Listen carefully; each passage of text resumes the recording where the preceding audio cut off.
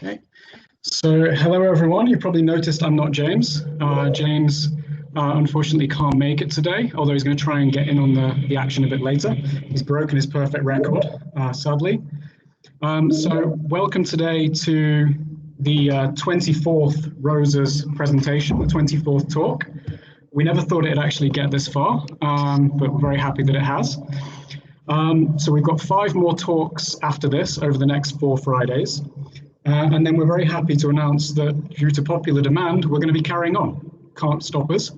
And so we've put on our website a form for people to register for interest for any more talks through October and December. So please have a look at that, think about whether you want to present, circulate it widely, and we'll try and keep this going. Okay, so back to today. So we're very happy to have Tim Pawlowski here from the University of Tübingen, who's going to talk to us about individual labour market effects of local public expenditures on sports. I'd like to please remind you to keep your microphones muted because we'll have a discussion session at the end. And if you have any comments or questions that are just burning a hole, please jot them down in the chat window. I'll make notes of them and I'll ask them to Tim at the end of this talk. Okay, thank you. Hand over to you, Tim. Yeah, thanks a lot, Carl. I hope you can see my slides. Yes, we can. Yeah. Perfectly fine. Then good afternoon or morning to our US friends. First of all, thanks a lot, Carl, and also to James, although he's not here, for organizing this series, giving us a chance to present our research papers, although the pandemic prevents us from traveling and meeting each other. So it's great to see actually the names and people, at least virtually, so far.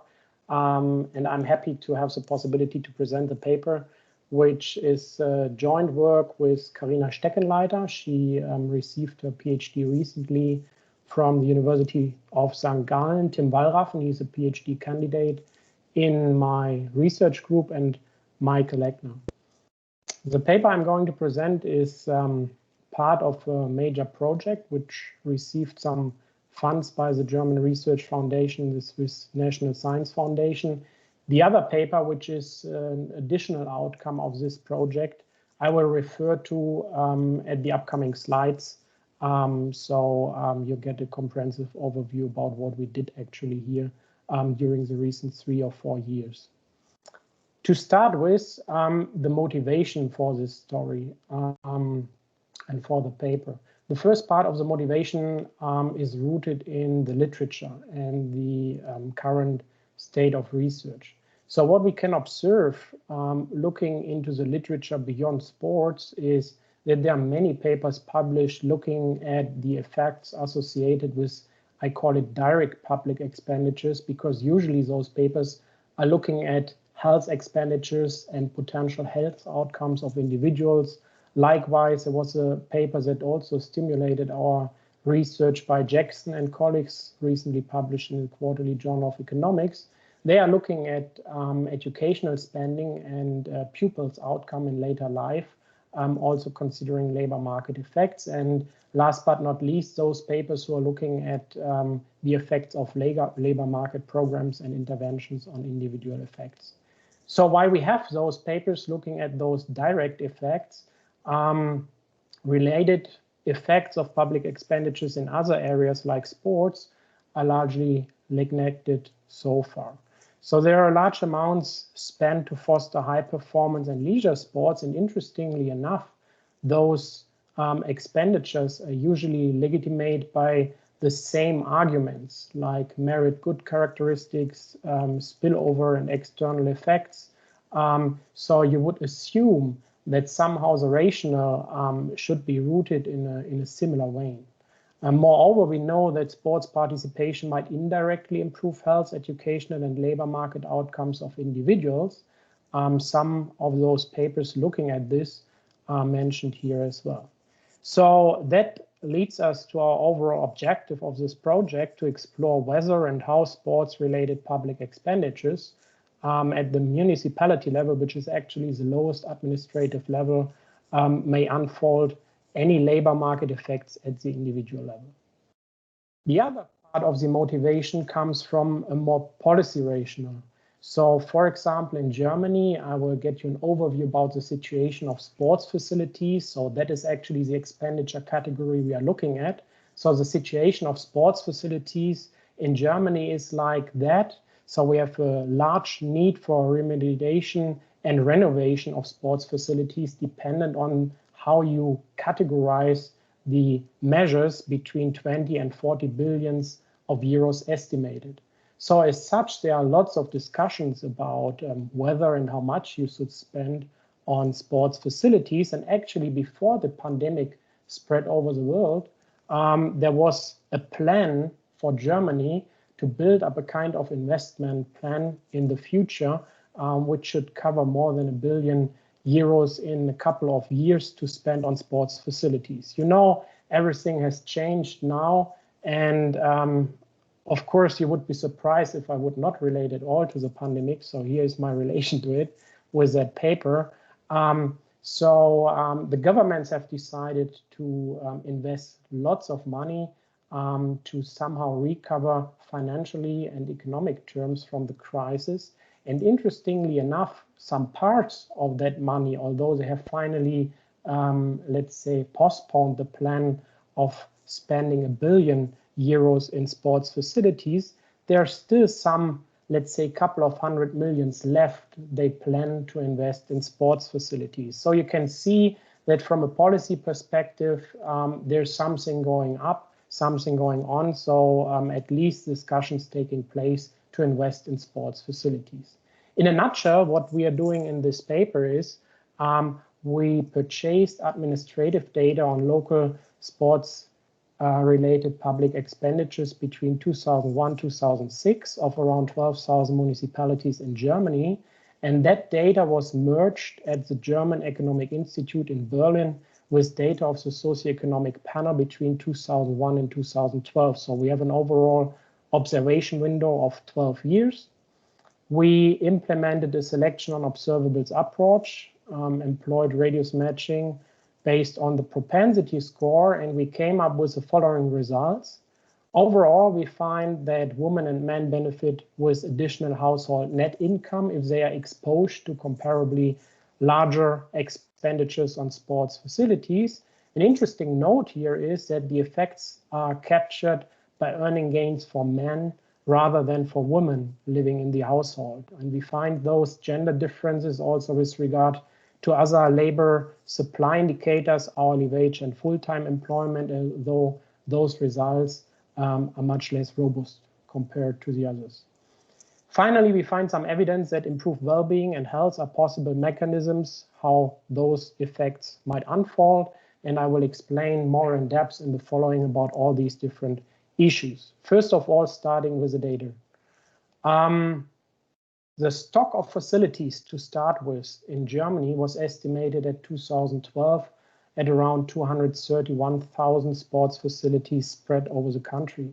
Hereof, and that is the figure which is important for our research, 136 are so-called core facilities that are, for example, uncovered sport fields like football or soccer grounds, general indoor sport facility, indoor tennis courts, swimming pools, and so on and so forth.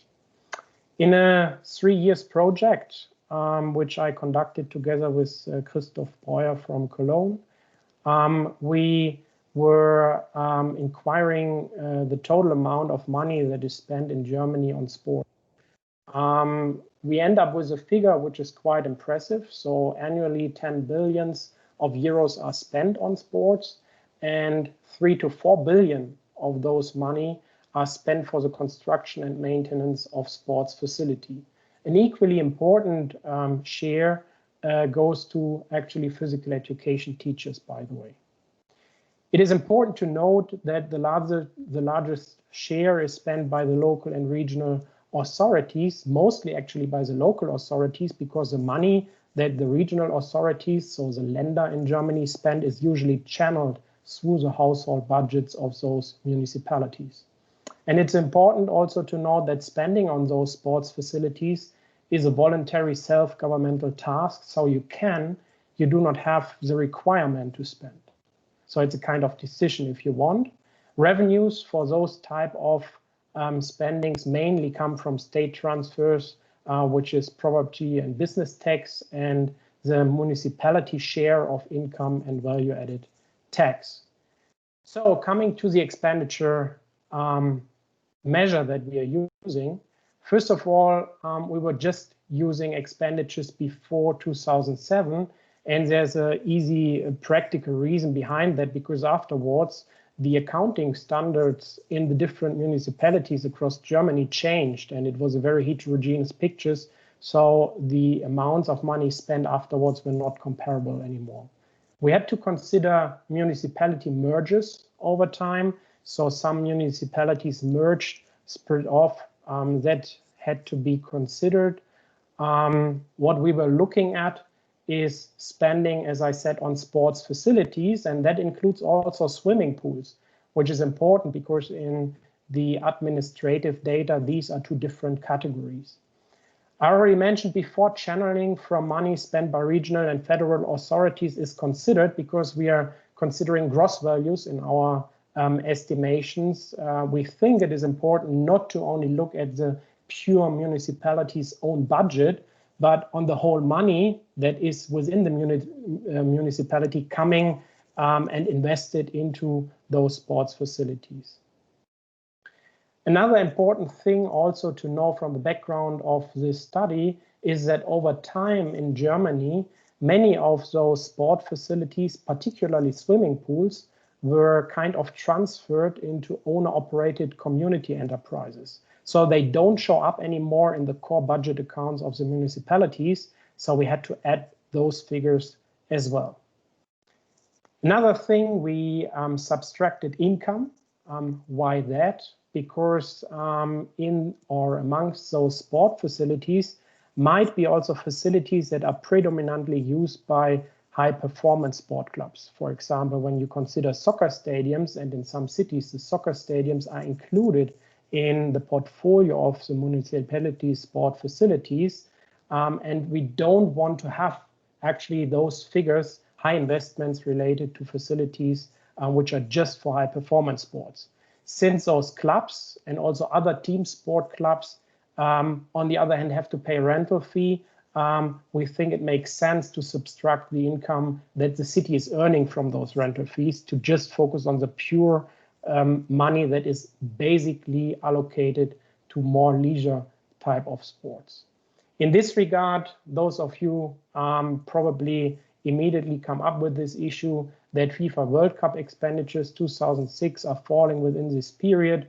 So we were looking in those cities' budget accounts to finally reduce the number of those expenditures and get rid of these potentially disturbing effects. Those expenditure values were converted into 2004 euros using CPI. And a couple of further things, I don't want to bother you with that. It's just to get a better idea about how we try to get more preciseness in the measure we are using. The final thing that is here on the slide, however, I think is important because it's guiding our empirical strategy. So we think that people not necessarily only practice sports in the facilities of their own municipalities. People actually travel and they don't so much consider any borders of the municipalities. That is why we implemented the so-called radius measure. With that radius measure, we are considering, as you can see here, the sports facility related expenditure of the municipality of residence of the different individuals, but also those of the neighboring municipalities. And neighboring municipalities were those that are falling within a certain radius around this municipality of residence. So we were actually looking at the distance between the geometric centers, which is calculated as a polygon centroids of the closest neighboring municipality and the municipality of residence. And what you can see here with the picture is that once the geometric center is falling into the radius, then they are considered as neighboring municipalities. When it is outside, then not. With the weighting scheme, which is implemented here, we try to consider that those facilities who are further away have a lower weight in the overall expenditure measure, and also the larger the city of residence or the municipality of residence is, the larger is the impact of the, let's say, hometown expenditure, if you want. Now I've marked up the radius in red because it's obviously relevant how you define the radius in that regard. So information about how far people travel to practice sports is scarce, as you can imagine. And we have access to some survey evidence, which is a representative survey conducted in a city of Germany, where we got to know what is the maximum willingness to travel actually by individuals. And that is translated into kilometers, considering the different density of populated areas. So we were distinguishing between core cities, densely populated suburban districts, and rural areas. So the radius measure might deviate dependent on where the different people actually are living. We then thought about kind of expenditure shocks, because usually when you intend to build up a new facility, you invest in a sports facility, easily a couple of millions of euros might cost such kind of endeavors. And we don't want to have that disturbing our results. So we were looking at the average between 2002 and 2006 of the radius measure explained before. More so, we had some very few municipalities. Once we subtracted the income, as mentioned before, we were ending up with negative terms because they are earning more than they actually spend, and we got rid of those few cases. Likewise, we were getting rid of those outliers at the upper tail of the distribution. We then were discretionizing into 3 stages using the P33 and 36. So we finally end up with what you can see here on the map for Germany, different municipalities, or let's say municipalities including their neighbors, which are either low spenders, so meaning between 0 and 20 euros per capita, medium type of spenders, and high spenders, which are all cities and neighboring cities which are spending more than 31 euros per capita and year. So moving further, as I said before, we're using this type of expenditure measure, and that makes our treatment, which I will explain later on. This is merged with data in the German Economic Institute, which is the German socioeconomic panel. It's a large panel survey already conducted since a couple of decades, and we are looking at households that are within this panel between 2001 and 2012. However, we had to enforce a couple of restrictions on the sampling that might be used at the end of the analysis. So first of all, obviously, we could just include individuals which have valid interviews in 2001 and 2007, so at the start of our post-exposure period. Then we could just look at individuals between 20 and 52 years of age and at least being graduated already in 2001. The reason is quite easy. So we have this upper age level because if they remain with 52 years for another 12 years in our sample, they are just below the average age of retirement. And we don't want to have our effects being confounded by potential retirement effects in this regard. And finally, because there's a large literature and empirical evidence about gender differences in terms of both sports participation behavior and also labor market observations. So we were estimating our models with gender strata, so separately for women and men.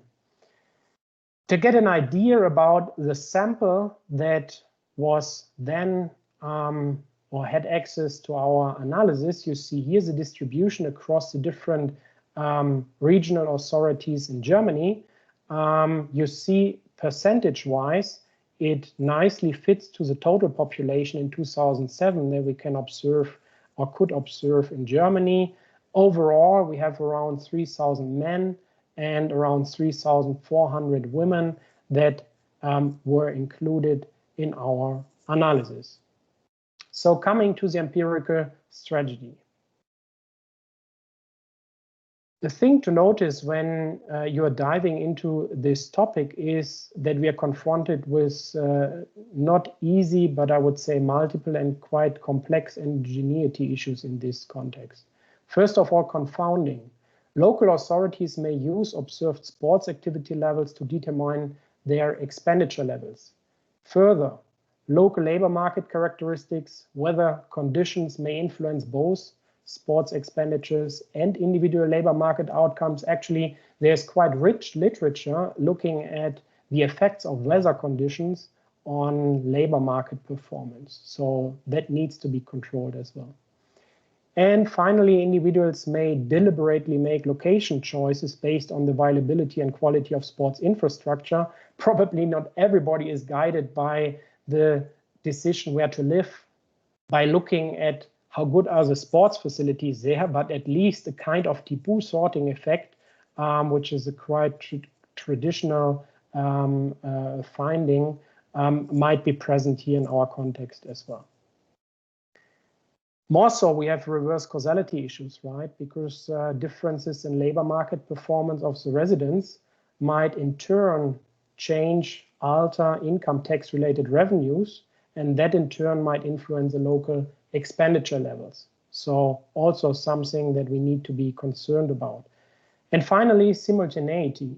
So comparably richer municipalities might just spend more on all types of voluntary self-governmental tasks. And so that means including sports, but maybe also they spend more in expenditures in other areas than sports that might also influence at the end the labor market outcomes. So we try to approach all those different endogeneity issues with a selection on observables approach, and how that looks like in terms of the structure of the panel and the variables considered will be explained on the next slide. So here you basically see the time structure of our analysis.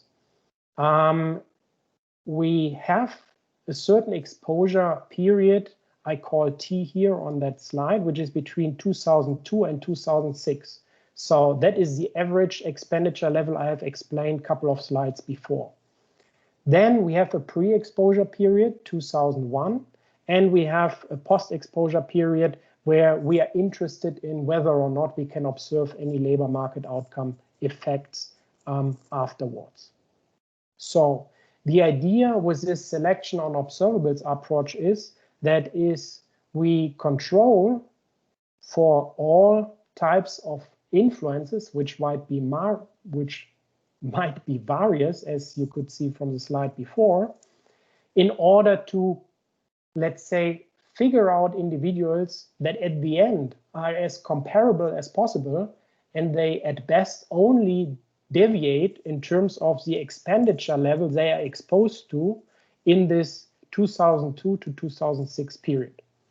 So in this process, we are controlling for regional characteristics like lagged labor market characteristics. Regional characteristics, you could see some regional clustering on the German map from the expenditure level, so we try to consider that. Weather conditions, and in one specification also lagged expenditure.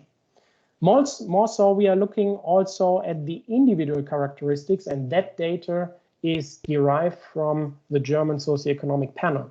So we are controlling for lagged sports activity as well as labor market performance and different social capital and health indicators.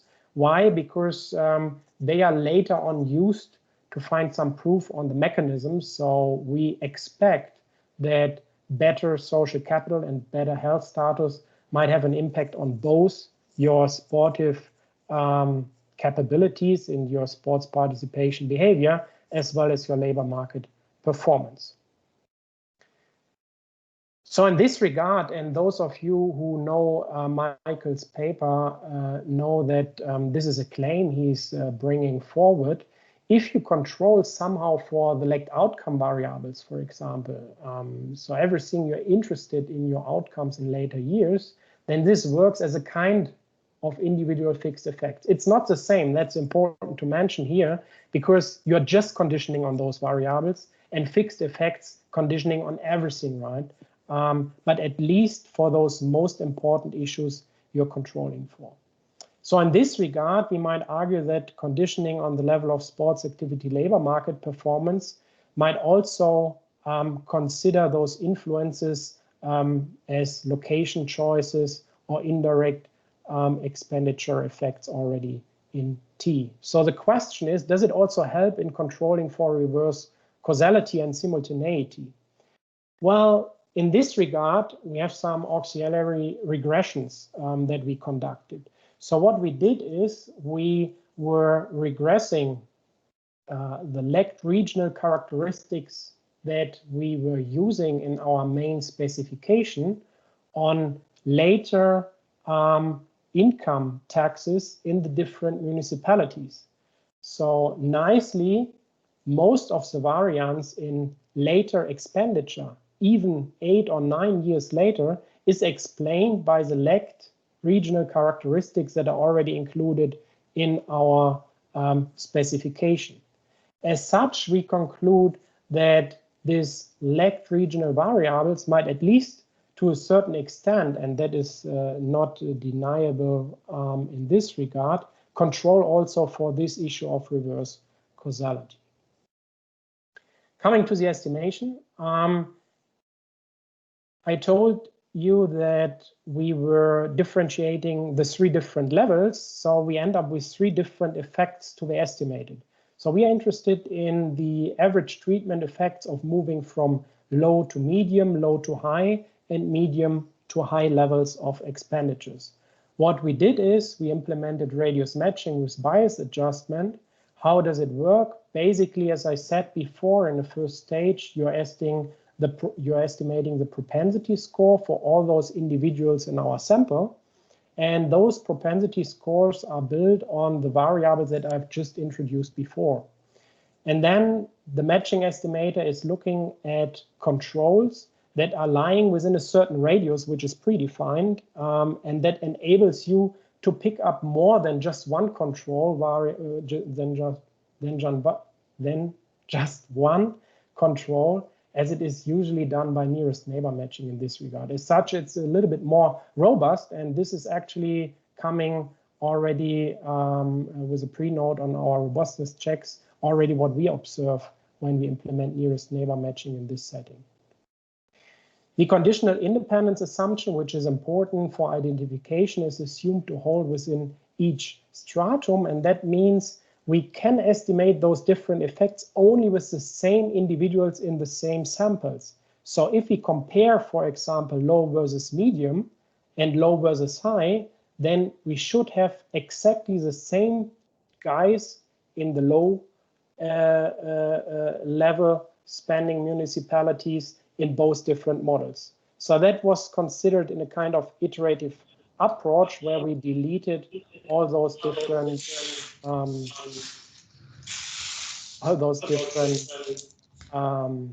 types of people that were not on support. Finally, inference is based on bootstrapping the sample 99 times, which is not that much, but also in line with previous literature telling us that already smaller numbers are sufficiently large in order to achieve robust estimates. Now coming to the results. So first of all, maybe of less interest, the selection process. What you can see here in this slide is the sample characteristics for the men and women sample. So the mean values for those guys living in high, medium, and low spending municipalities, as well as the marginal effects of the probit models, which are informing our propensity score, which is relevant for the matching process. As you can see here, a rough overview that larger, big regions have a positive impact, higher population density has a positive impact, higher share of unemployment and negative impact as could be expected.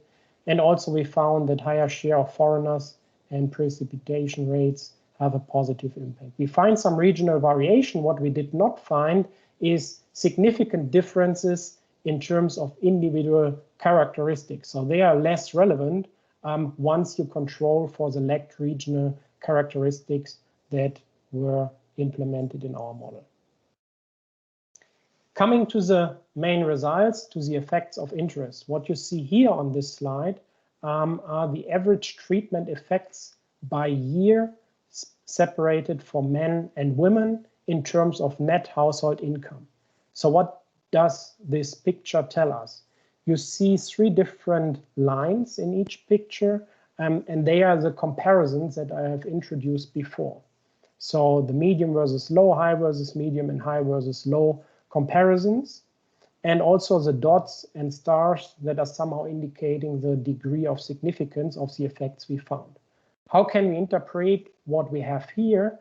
Well, it's basically whatever deviates from 0 should be an effect which is related to differences in expenditure levels, because all other things are arguably washed away. We have also implemented on these graphs the 2001 average treatment effects. Why? Because the argument is the closer the effect there is to 0, the better our balancing worked at the end, because that means you're really starting with guys which have rather equal characteristics in the pre-treatment period, and then let it run to see how those effects unfold at the different levels. What you can see when you look at this 2001 balancing level, that we seem to have some problems for the women sample when it comes to the low versus high comparison, because there we start already with a significant effect in 2001. So in this regard, the model didn't work out very well. But the others worked quite convincingly, and what we find is that there's actually no effect from moving from low to medium expenditure levels, but we find some significant effects in the post-exposure period, particularly for the medium versus high comparison, and also partly for the low versus high comparison. So moving further, and what I'm now going to present are just different outcome variables, but the slides or the graphs are, let's say, explained exactly in the same way. So looking at net earnings, we see that there's something going up for men. So we also observe some significant effects, which are comparable, going back in slide again, which are comparable to the net household income, but we do not observe any significant effect for women in the post-exposure period. More so, same picture with regard to gross earnings. Again, it seems to be the case that most of those income effects, as I've explained at one of my first slides, is somehow related to earning gains by men rather than women. Now looking at further indicators of labor market performance, we see that it becomes a little bit more shaky, for example, in terms of working time. But even theoretically, or already theoretically, it is not clear in which direction an effect of more expenditures should work, right, in terms of working time. Because when you have better access to sports facilities, yes, maybe you improve your sportive performance and then you gain in health and social capital, which is rewarded in the labor market.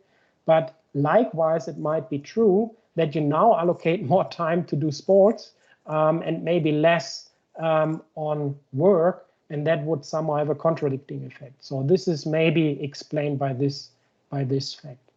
In terms of hourly wage, we find some positive effects for men, no for women, and similar for full-time employment. But again, the models didn't work out very well for the low versus medium comparison.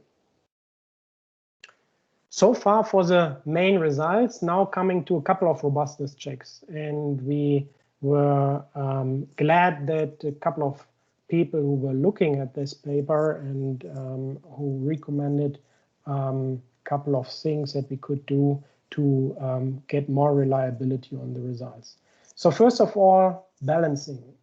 That is the most important issue when it comes to matching. Obviously, what we could observe, and I would have the balancing statistics available if anybody of you is interested, or just might have a look in the paper afterwards.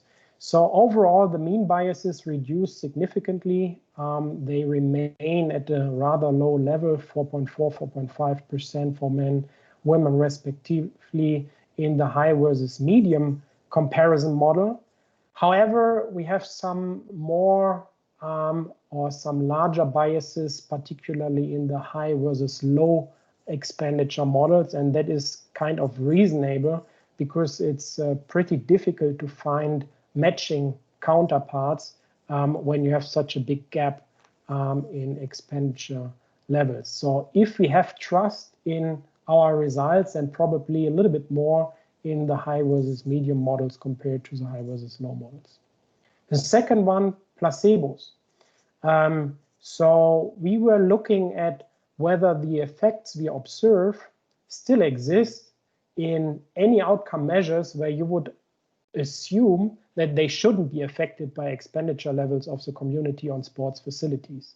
So in that regard, we were looking at 3 different variables: worries about protection of the environment, peacekeeping, satisfaction with housing conditions. So for men, we didn't find any effect. For women, just for the first 2, marginally significant effects, but overall that somehow adds some credibility on the effects we found. Hidden bias. Hidden bias is an issue. So the question is, how large must a neglected variable be, so a variable or a confounding influence that we are not controlling for, in order to reverse our findings and to cast doubts on the main implications we have. We implemented the bounding approach proposed by Rosenbaum, which is, I would say, not the first best solution in this regard. It's a parametric test. So we estimated matching models because one argument was that they are more flexible, and we are relying on semi-parametric estimations. In this regard, it's not very consistent if you implement a parametric test afterwards. Moreover, it's usually regarding the average treatment effect on the treated, while what we are interested in our main results is the average treatment effect. So there's also some deviations. And last but not least, it's about binary outcomes. So for estimating those bounds, we had to recount our outcome measures into binary outcomes. But nevertheless, it gives us some indications of what is going on here. So what we find is that the effects for men, which are those which are most significant in our paper, are insensitive to any hidden bias that would increase the odds by 20 to 90%.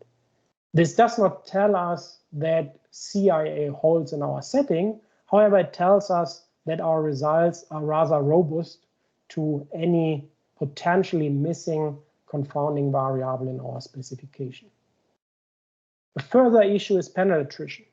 So one idea might be that people who are dropping out of the panel after years might driving the results. So we were checking that, and we were not too much concerned about panel attrition being a problem here, given the results we have. Last point on this slide, education. I told you before that we were deleting individuals still in the education system in 2007, but we were thinking about maybe it also makes a difference whether you are, for example, enrolled in a study program and you're studying at a university in times of exposure window, or whether you're already working, right?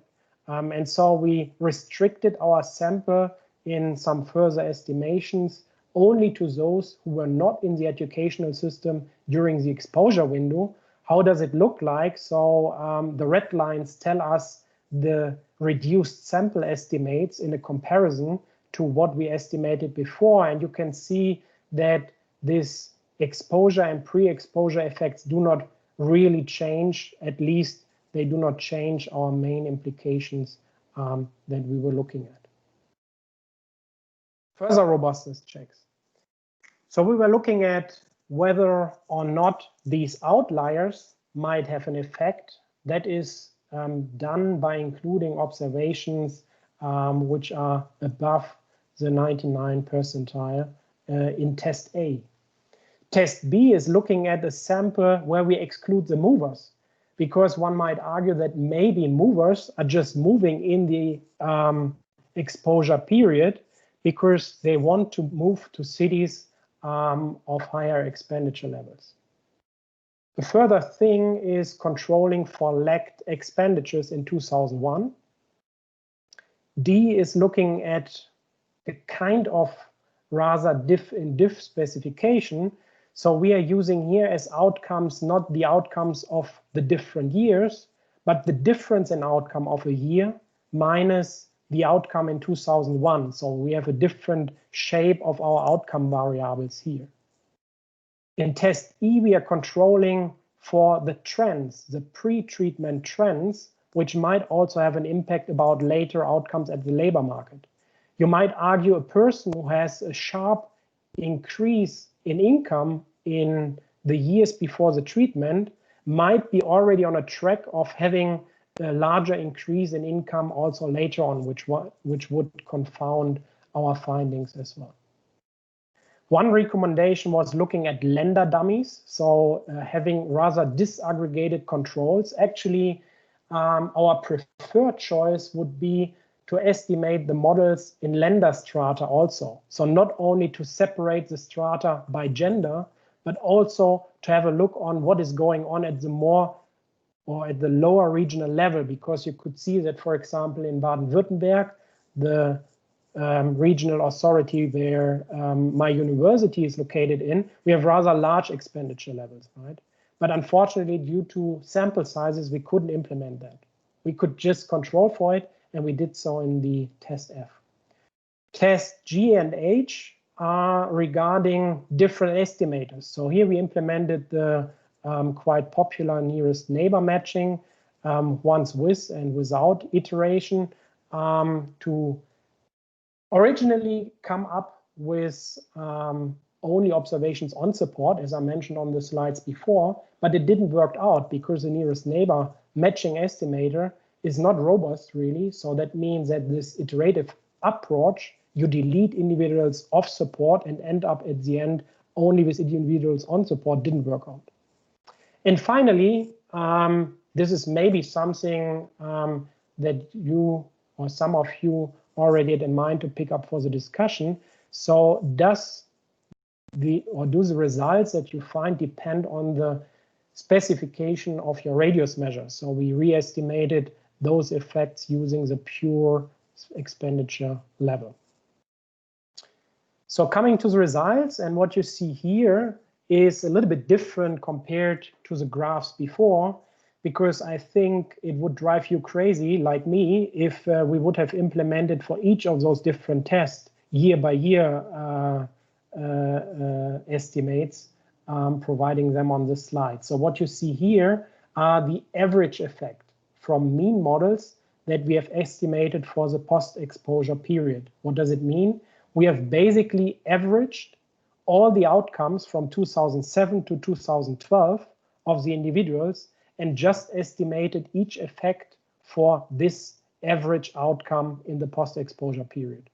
So in this regard, it's a kind of averaging what you could see on the graphs before when you had this time trend from year 2007 to year 2012, right? In black are the main specification results, and I got rid of the medium versus low comparison because we didn't find any significant effects at all for household income and earning, as you could see. And here you see the different results for the different specifications. Overall, the main conclusion remains independently of those different specifications. But there are some interesting nuances which I would like to explain, and you could see here on this slide. So for example, when you include observations which have high spending spikes and you exclude movers, you end up with comparably larger effects, right? So in this regard, our main specification is rather a kind of conservative estimate for the effect that is regarded those two tests. However, if you look, for example, at the specification where we additionally control for expenditures in the pre-exposure period, you see that some of those effects are much reduced. However, likewise, the standard errors have much increased, and there's a simple reason for that. It's pretty hard in reality to find individuals that have moved from a low expenditure municipality to a high expenditure municipality between 2001 and the average of 2002 and 2005. So what the estimator does in this regard, and we are running just with very few observations, this is why we have big standard errors, is they are rather focusing on the threshold levels. So the individuals that are just below or just above medium versus high or low versus medium spending. And that means that at the end, we do not have really those driving results from individuals who are exposed to comparably really different expenditure levels, although they are in those different categories. So I will not annoy you further with detailing on those different robustness check results as a comparison. If you have any questions, more than happy to answer them afterwards. What I would just like to do is now quickly go through the different outcome measures and see how the tests affect or not affect the results. So what you could see here with net earnings, although we have some insignificant effects even in the men sample, if anything is happening still, it is rather happening in the men sample than in the women sample, independently of the specification that we are running. Likewise with gross earnings, there's not much going on in the women sample, but in the men sample, as mentioned before. Working time shaky, as mentioned before. Hourly wage, again, a picture rather towards men than women, and full-time employment, again, rather shaky. Just need some water. So after we have played around a little bit with different specifications as a robustness check, we probably want to know whether the effect heterogeneity we find between men and women somehow is reasonable. Unfortunately, we do not have very detailed information about sports behavior in our panel data, but what we have is we have a second panel, which is a sub-panel of the socioeconomic panel, which is called SUB-ES.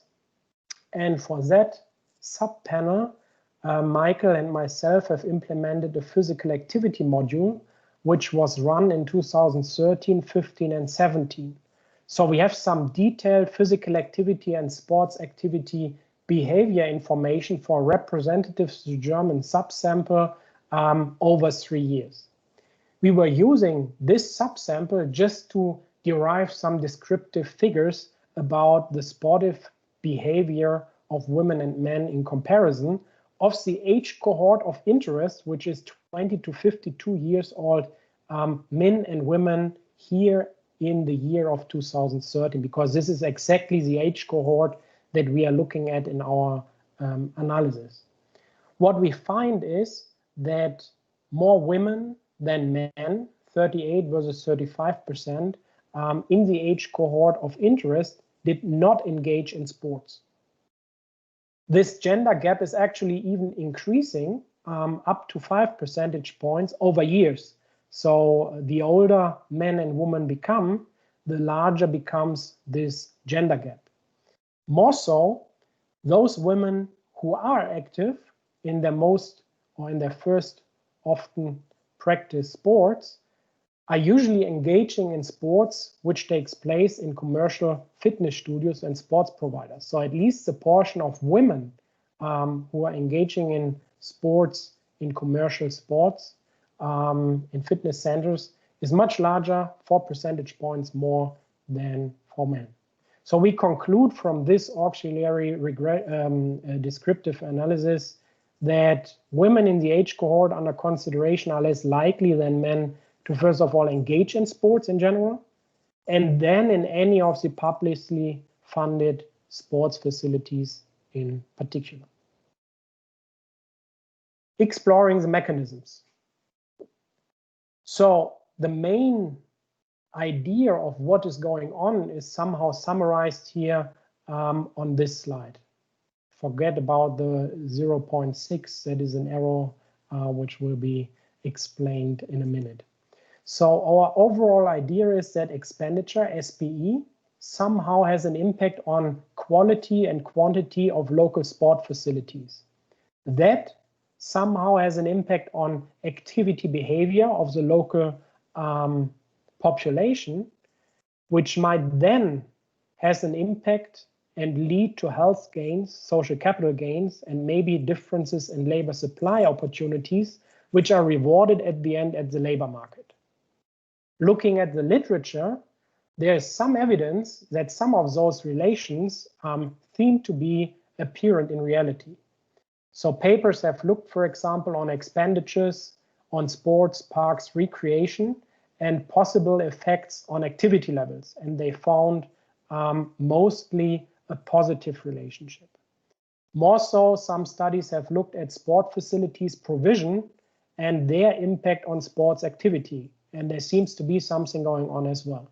Last but not least, there's this literature looking at the effect of sports and physical activity on labor market outcomes. And the literature is overall positive, even after controlling more robust for different endogeneity issues in this regard. So that tells the literature. What about our data in this context? Unfortunately, we do not have sports facility information at a rather disaggregated level available. We would have loved to work with municipality level information about facilities, but we don't have, unfortunately. So we were just simply correlating on a regional level the expenditure, average expenditure levels in the different regional authorities with the sport facility provision per capita in the different regional authorities. And we find some positive correlations suggesting that there might be something going on and that there is somehow a relation between both. Furthermore, and this is the second paper I was mentioning at the very beginning of my presentation, if you recall, the second outcome of our overall project. In this paper, which was led by Karina herself, we were looking at the expenditure effects in municipalities on activity behavior. As I said before, unfortunately, the SUB only has information about the frequency of sports activity.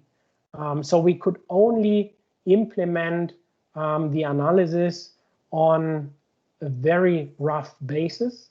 And the only thing we could look at was whether or not larger expenditures stimulate the probability to practice sports. So in other words, are those people who were inactive before more active after they are exposed to higher expenditure levels?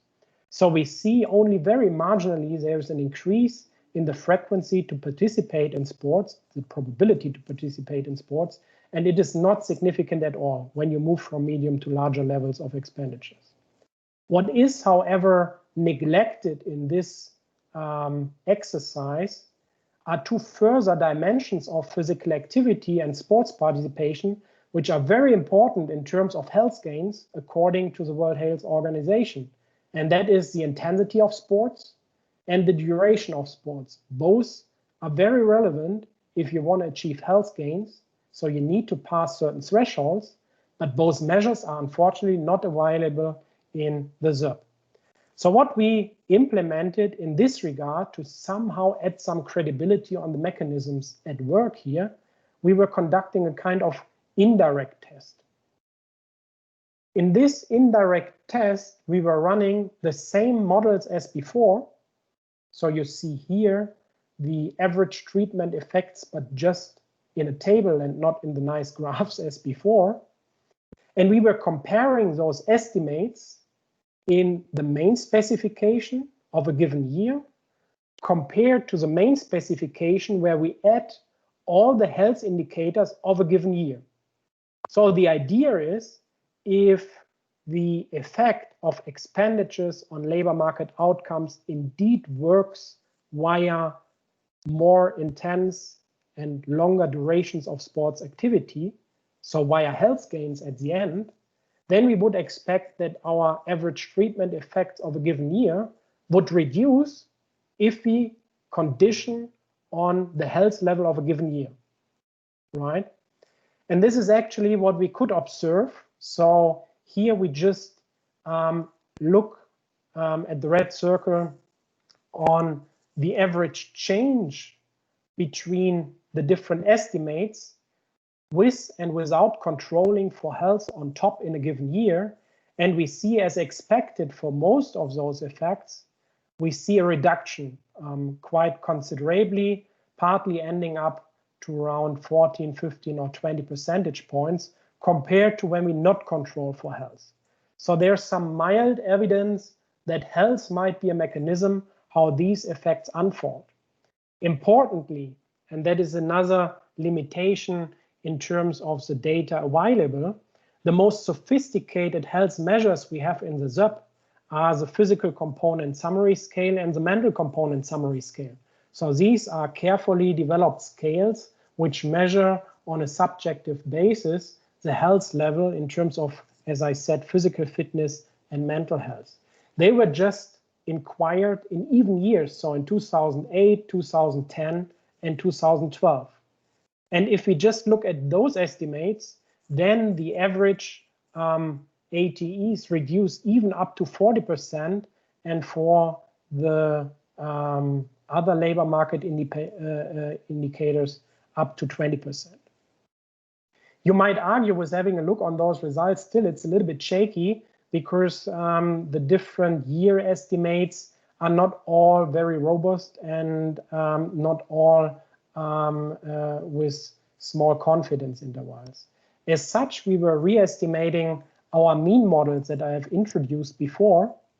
And in those mean models, we just additionally control for the health indicators to see whether something is going on there. And we also observe a reduced effect once we control for health in those models.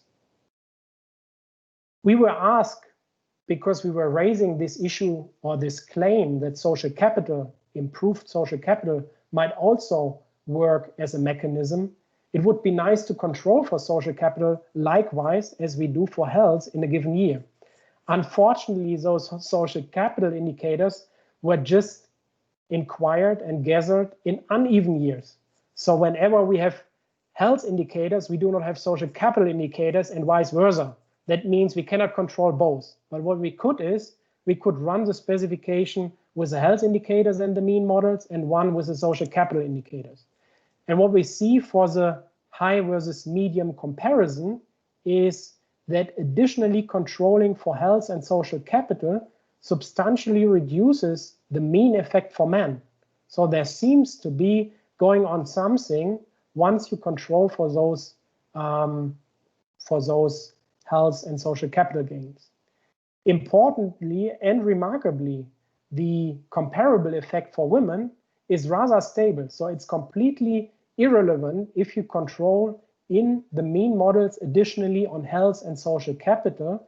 And that somehow reinforces our interpretation that the women in the sample are just not affected by the sports facility expenditures because they are just not practicing more sports. Pretty much confirmed by this remarkably stable coefficient, which is around 157, 159, 160 euros on average. So, coming to the conclusion, I guess 60 minutes is okay. So we have a couple of minutes left for some discussions. The conclusion would be as follows. According to our mean model estimates, the health or the income gains of our individuals living in households which are exposed to high versus medium expenditure levels, they gain on average by 150 euros household net income per month, which is pretty large. So it's a 5.8% increase. What does it mean moving from medium to high expenditure level? You could see that the per capita amounts are pretty small, right? So we are talking about 20 versus 30 to 80 euros. So just to get a better impression about what does it mean, how does it translate into monetary terms, consider a city of 75,000 inhabitants. Moving from medium to high expenditure level would mean increasing your annual spending by about 2.5 million euros. Since we are talking about an exposure period of 5 years, the present value of additional expenditures would make around 11 million euros for this medium-sized city. If you compare it to what is actually spent in the new government plans, at the federal level, the 150 million euros and the 600 million euros I mentioned on the slides at the very beginning seem to be quite small, comparably small, and at least not large enough to achieve some gains that we can observe here in our data. I hope you could follow our arguments that the effects for income are reasonably captured by earning games for men rather than women, because those estimates towards the end and also this auxiliary descriptives add some plausibility on these effect heterogeneity. We found finally some evidence that improved well-being, health, and also social capital might have influenced or caused the effects that we have seen here. So towards the end, what else to do? First of all, we have to acknowledge that because this is pretty much new field of research, we don't know much about the exposure window we should look at, right? So we could see at the end that something is going on or seems to go on, depending on whether you bias what we did in the analysis or not. But something seems to go on within this exposure window of 5 years, right? But we don't know, compared to the literature on school spending, whether it is reasonable to focus on 5 years, maybe 6, 7, 8 years, or maybe a smaller period would be better. Another thing that immediately comes up is maybe issues like spatial dependency are relevant here. So we would like to know whether spending in one community somehow has an effect on spending in the other, because of rivalry in terms of political issues between mayors or whatsoever. So that would be very interesting to explore. We couldn't in this project in the given time frame. And last but not least, obviously, because we are looking at a field which is sports expenditures, which is usually competing with many other fields or areas of spending, predominantly cultural spending, you might ask the question, maybe spending on theaters or spending on other cultural things, museums, might have similar effects. Actually, we would have loved to compare our estimates with something comparable from cultural spendings, but it's not that easy at all. First of all, data is available in general, but the data preparation for our project took 2 years, so it's not an immediate task to get those things done and sorted out in the database. But a more serious thing would be that identification and estimation issues would be completely different, right? So you would expect that mechanisms in cultural spending are not the same and not comparable to the mechanisms that we are looking at in sports. And you do not know how people are traveling in this regard. So are they traveling further or not? This is something that would need to be explored. So I would like to close with saying we stick just to the sports setting, but hopefully we found some informative evidence, and now I'm looking forward to your questions. Thanks a lot. Great, thank you very much, Tim. Bang on time. You can take a deep breath now. So the chat window has been quite quiet. I've jotted a couple of things down, but I think the reason it's been quiet is because your robustness checks are very thorough. And you addressed my points in the chat window already with your robustness checks. So I'll instead open the floor straight away to anybody who wants to raise a question or comment on the work. So maybe people hands up or just want to unmute unilaterally. Yeah, just shout in. Yeah.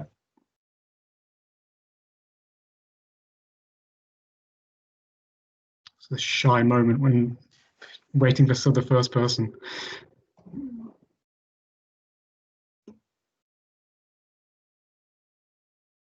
So while there's silence, I will raise one point about the matching. So I was curious. So on the matching, Tim, is it a household panel? or as an individual panel? And if so, do you have household characteristics to match on, as well as, because I noticed you matched on household earnings, but I was wondering if, in particular for the men and the women, that there might be, you might match on the husband or the partner's characteristics as well. It is a household panel, but you do not have consistently all members of a household included. Right. Because if we would, then we might, at least with a subsample, look at the differences we find in effects directly, right? Yeah. That would be very nice. We can't, given the structure of the data. But because you mentioned it, so maybe I can refer to a further exercise we did. One question was raised when we presented it earlier. Maybe there's a difference between the age of the people, right? So maybe younger people benefit more than older, or vice versa, we don't know. And maybe there's also something that can affect the findings we have based on whether you have children in household or not. So what we did is we were running those subsample estimations as well. But because the sample size is half for all those models, the estimates get a little bit less robust compared to what we observe in our main specification. But overall, we find some mild evidence that older rather than younger benefit from those expenditures, which is again backed up by the physical activity behavior, because younger people are more active than older, but usually the olders are more doing sports in the facilities we are looking at. So it seems to make some sense.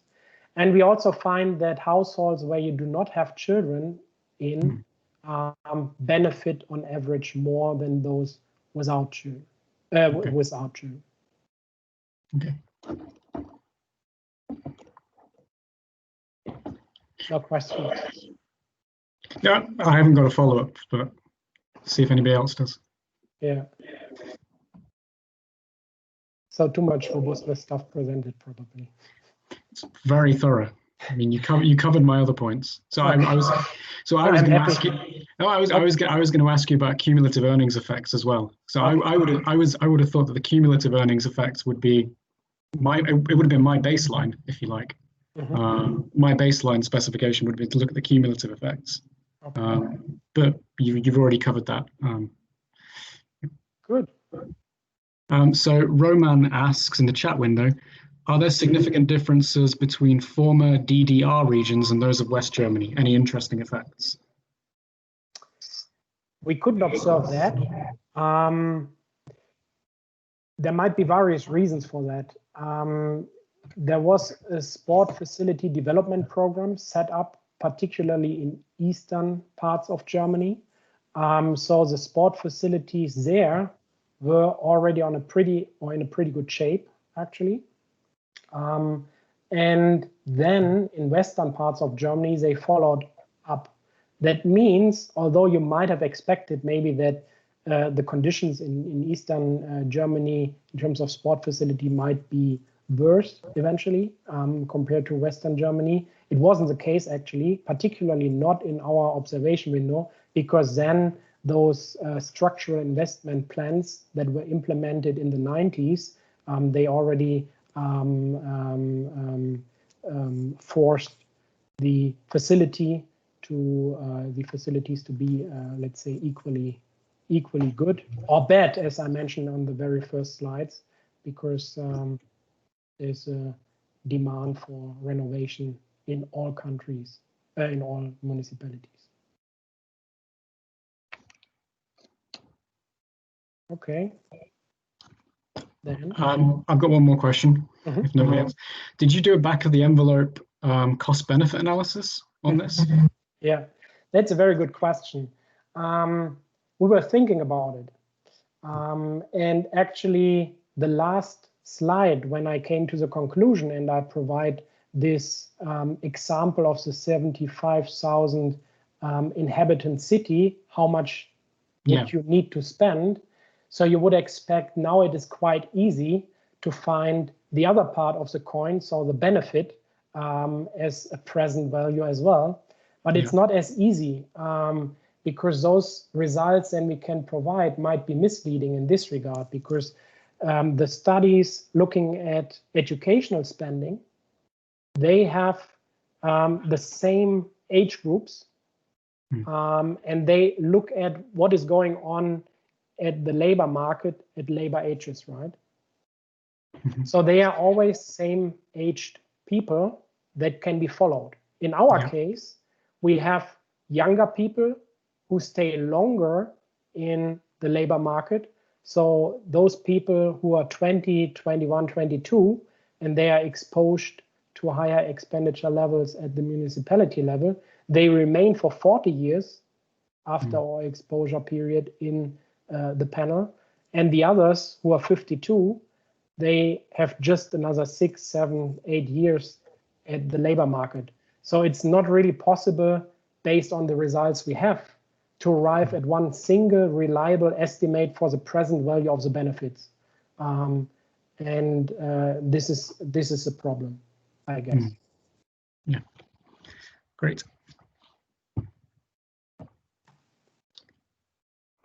Just wait a second, see if anybody else, any other questions or comments?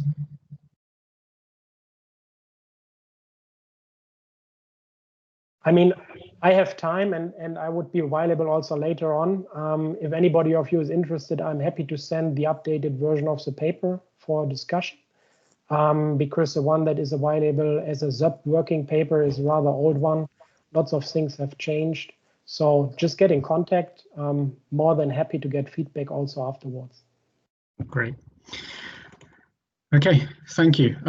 So with that, I think I will conclude, Tim. Thank you very much. I should advertise that next week we have a double header.